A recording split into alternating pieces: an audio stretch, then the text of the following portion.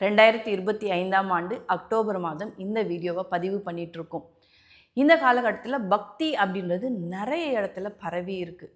ஒரு 20 வருஷம் கழித்து யாராவது இந்த வீடியோ பார்க்குறாங்கன்னு வச்சுக்கோங்க, எந்த காலகட்டம் இது அப்படின்னு தெரியணும் இல்லையா?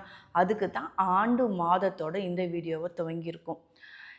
நிறைய பேர் இந்த சுவாமிக்கு இந்த பூஜை செஞ்சேன், இந்த சுவாமிக்கு இந்த நைவேத்தியம் பண்ணேன், இதனால் இவ்வளோ பலன் கிடச்சிது, இப்படி விளக்கேற்றினேன், இப்படி நிறைய விஷயங்களை நம்ம அடிக்கடி கேள்விப்பட்டுட்ருக்கோம். நம்முடைய பக்தி அப்படின்றது எந்த அளவுக்கு இருக்கணும் அப்படின்றத இந்த வீடியோவில் நம்ம பார்க்க போகிறோம். இது உங்கள் வேதாஸ்யூ. Welcome to my channel. First time பார்க்குறீங்க நம்ம வேதாஸ்யூ சேனலை அப்படின்னா சப்ஸ்கிரைப் பண்ணி வச்சுக்கோங்க. அப்படியே பக்கத்தில் இருக்கக்கூடிய பெல் ஐக்கானையும் கிளிக் பண்ணி வச்சுக்கோங்க.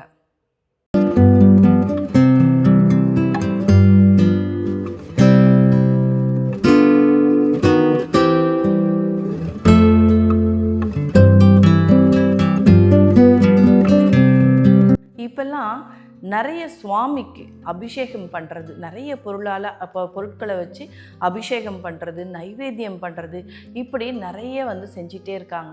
வசதி இருக்கிறவங்க இதை செஞ்சிடுறாங்க. வசதி இல்லாதவங்க இப்படியெல்லாம் செஞ்சாதான் நமக்கு பக்தியா? அப்போ வசதி இல்லாதவங்க அவங்களால தின அபிஷேக பொருட்கள் வாங்க முடியல அப்படின்னா அவங்க கிட்ட பக்தி இல்லை அப்படின்றது அர்த்தமா? கண்டிப்பாக கிடையாது.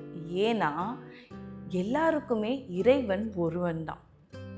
வசதி இருக்கோ வசதி இல்லையோ அதெல்லாம் பொருளே கிடையாது. எந்த பொருளுக்கும் ஆசைக்கும் இறைவன் அடிபணிய மாட்டார். உண்மையான பக்திக்கு தான். நம்ம எல்லார்கிட்டையும் பொதுவாக இருக்கக்கூடியது பக்தி தான். ஏழ்மை நிலையில் இருந்தால் கூட அன்பாக அவர்கிட்ட போய் நின்று ஒரு விளக்கை ஏற்றி வச்சு கையெழுத்து கும்பிட்டோம் அப்படின்னா கூட அதற்கு நிறைய பலன் இருக்குது. அப்போ நம்முடைய பக்தி அப்படின்றது இந்த சிலை வழிபாடு செய்வதோடு நாம் நிறுத்திக்கிறோம்.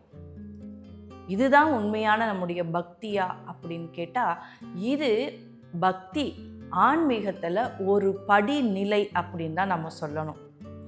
ஏன்னா ஆன்மீகம், உண்மையான ஆன்மீகம் அப்படின்றதே அதனுடைய நோக்கமே கோவிலில் கர்ப்பகிரகத்தில் இருக்கக்கூடிய சிலையை வழிபாடு செய்வதோ அல்லது நம்ம பூஜை அறையில் இருக்கக்கூடிய சுவாமியை வழிபாடு செய்வதோ மட்டும் கிடையாது. உண்மையாகவே அங்கே இருக்கக்கூடிய அந்த சிலை வடிவில் இருக்கக்கூடிய அந்த ஸ்வரூபம் நம்முடைய ஆன்மாவில் ஜோதி ரூபமாக இருக்குது அப்படின்றத உணரக்கூடியது தான். அந்த உண்மையை நம்ம மகிழ்ந்து அனுபவிக்கக்கூடியது தான் உண்மையான ஆன்மீகம் அப்படின்றது. இதை நாம் செய்கிறோமா?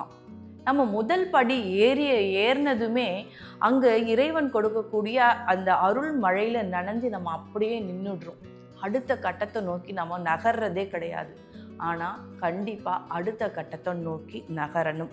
இதுக்கு நாம் என்ன செய்யணும் அப்படின்னா, இப்படி நம்ம முதல் படியில் நிற்கிறோம் இல்லையா, இவ்வளோ பூஜை செய்கிறோம் இல்லையா, இவ்வளோ சுவாமியோட ஸ்லோகங்கள் படிக்கிறோம் இல்லையா, இது படிக்க படிக்க நம்மை மீறி நம்முடைய மனதுக்குள்ள அந்த தெளிவு அப்படின்றது கிடைக்கும். அமைதி நமக்கு கிடைக்கும்.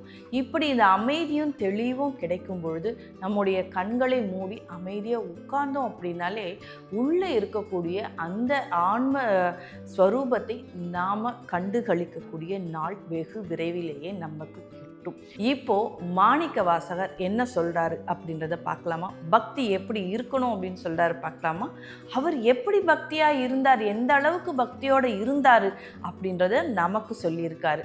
திருவாசகத்துல சிவபுராணம் மட்டும் கிடையாது, நிறைய அச்சோப்பதிகம், ஆசைப்பத்து, குழைப்பத்து, உயிருண்ணி பத்து, இப்படி நிறைய 10 பாடல்களாக பதிகங்களை தொகுத்து நமக்காக, இந்த மனித குலத்துக்காக அவர் விட்டு சென்றிருக்கார் அப்படின்னு கூட சொல்லலாம். அதில் உயிருண்ணி 10ல் 4வது பாடலில் அவர் என்ன சொல்கிறாரு அப்படின்றத பார்க்கலாம்.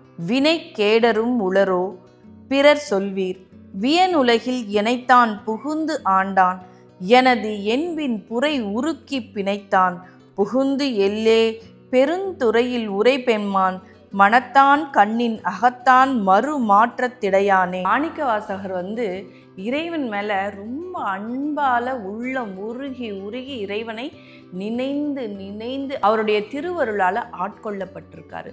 எந்த அளவுக்கு அவருடைய அன்பு இருக்குது அப்படின்னா, எனது என்பின் புரை உருக்கி, அதாவது அவருடைய எலும்பை அந்த அன்பால் அந்த நினைந்து நினைந்து அவருடைய எலும்பையே உருக்கி உள்ளே போய் பார்த்தாலும் அங்கேயும் யார் இருக்காங்களாம்?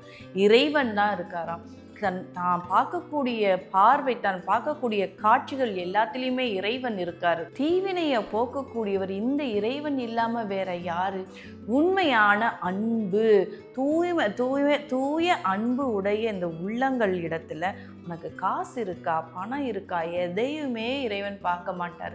தூய்மையான அன்பு ஒன்று இருந்தால் போதும், இறைவன் நம்மை நாடி வருவார் அப்படின்றத அவ்வளவு அழகாக நமக்கு சொல்லியிருக்காரு. அப்போ அந்த பக்தி அப்படின்றது எந்த அளவுக்கு இருக்கணும் அப்படின்னா, எலும்பை உருக்கி உள்ள பார்த்தாலும் இறைவன் தெரிகிறாராம்.